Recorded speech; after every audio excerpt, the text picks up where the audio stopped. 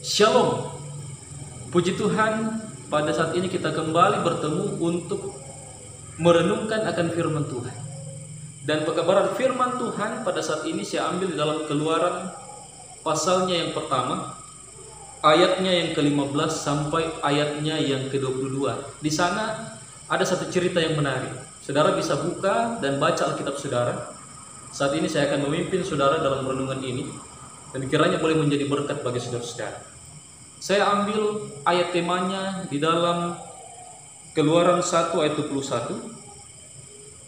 Dan karena bidan-bidan itu takut akan Allah, maka ia membuat mereka berumah tangga. Kisah ini menarik saudara. Latar belakang kisahnya seperti ini. Bangsa Israel di Mesir sudah semakin banyak dan menjadi ancaman bagi orang-orang Mesir. Sekitar 430 tahun mereka di Mesir, 430 tahun yang lalu, Yusuf, saudara-saudaranya bersama dengan ayahnya Yakub hanya sekitar 70 orang saja. Tetapi di kisah ini atau 430 tahun setelahnya, mereka sekitar 2 juta lebih orang. Jadi menjadi ancaman. Lalu muncullah Firaun yang sudah tidak mengenal Yusuf, nenek moyang daripada bangsa Israel. Nah, ketika Firaun yang baru muncul yang tidak mengenal Yusuf, maka perintah daripada Firaun yang baru ini kepada para bidan orang-orang Mesir, yaitu setiap bayi laki-laki yang lahir harus dibunuh. Nah, mari kita lihat ayatnya yang ke-15.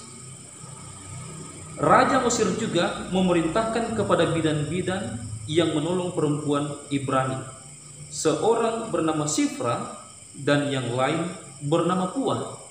Jadi bidan-bidan ini, Sifra dan Puah ini disuruh oleh Firaun, apabila kamu menolong perempuan Ibrani pada waktu bersalin, kamu harus memperhatikan waktu anak itu lahir. Jika anak laki-laki, kamu harus membunuhnya. Tetapi jika anak perempuan, bolehlah ia hidup. Jadi saudara, mungkin sambil membantu ibu-ibu yang melahirkan, Sifra dan Puah ini melihat, oh laki-laki harus dibunuh, ya. Oh perempuan, dibiarkan hidup. Bukan hanya kepada Sifra dan Puah sebenarnya, tetapi kepada para bidan-bidan yang lain. Namun menarik di sini, kenapa bidan-bidan Mesir ini disebutkan namanya yaitu Sifra dan Puah? Karena Tuhan punya rencana yang besar bagi mereka. Nah, bidan ternyata sudah ada sejak zaman Alkitab. Ya, sudah lama saudara, sekitar 3.500 tahun yang lalu bidan-bidan sudah dikenal di zaman ini untuk membantu orang-orang bersalin. Nah, Raja Mesir berfirman langsung kepada mereka, berarti ini sangat penting. Ya, ini adalah perintah yang sangat penting. Tetapi di dalam ayat yang selanjutnya, ya, kita bisa dapati bahwa mereka ini takut akan Tuhan. Sifra dan Puah di dalam ayatnya yang ke-17. Tetapi bidan-bidan itu takut akan Allah dan tidak melakukan seperti yang dikatakan Raja Mesir kepada mereka, dan membiarkan bayi-bayi itu hidup. Oh luar biasa saudara. Kita tahu perintah daripada Firaun ini yaitu untuk membunuh. Karena mereka takut akan Tuhan, mereka percaya bahwa membunuh bukanlah perintah daripada Tuhan. Ya, jadi ini menarik, ceritanya luar biasa. Ayat 18. Lalu Raja Mesir memanggil bidan-bidan itu dan bertanya kepada mereka, mengapakah kamu berbuat demikian, membiarkan hidup bayi-bayi itu? Lalu jawab bidan-bidan itu kepada Firaun, sebab perempuan Ibrani tidak sama dengan perempuan Mesir, melainkan mereka kuat. Sebelum bidan datang, mereka telah bersalin. Jadi saudaraku, ya, ini ada para bidan ini, mereka ini tidak mengakui.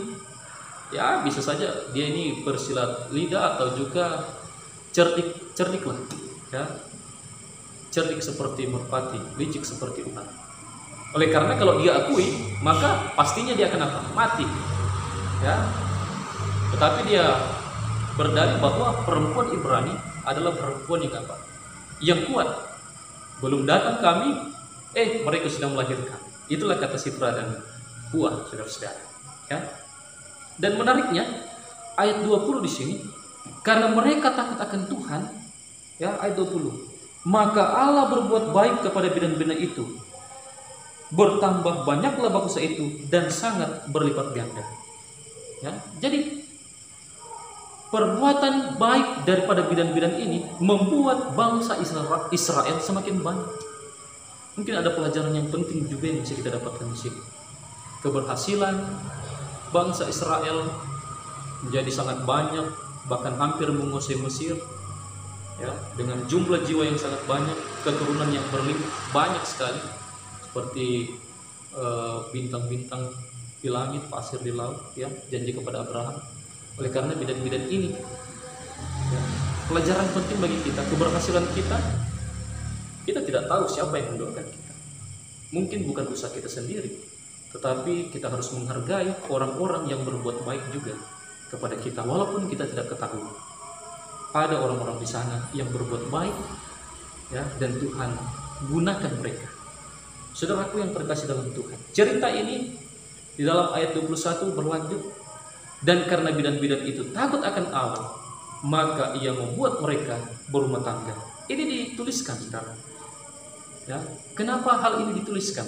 Bahwa Sifra dan Puah akhirnya berumah tangga. Ada kisah yang menarik di dalam kerajaan Firaun atau Mesir, ya. Mesir ini, setiap orang yang menjadi abdi atau hamba daripada Firaun, bagi yang laki-laki, mohon maaf, buah pelirnya harus dikeluarkan atau dikebiri. Jadi ketika mereka sudah tidak kuat, nantinya mereka harus apa? Baru mereka bisa kembali ke keluarga mereka. Ya.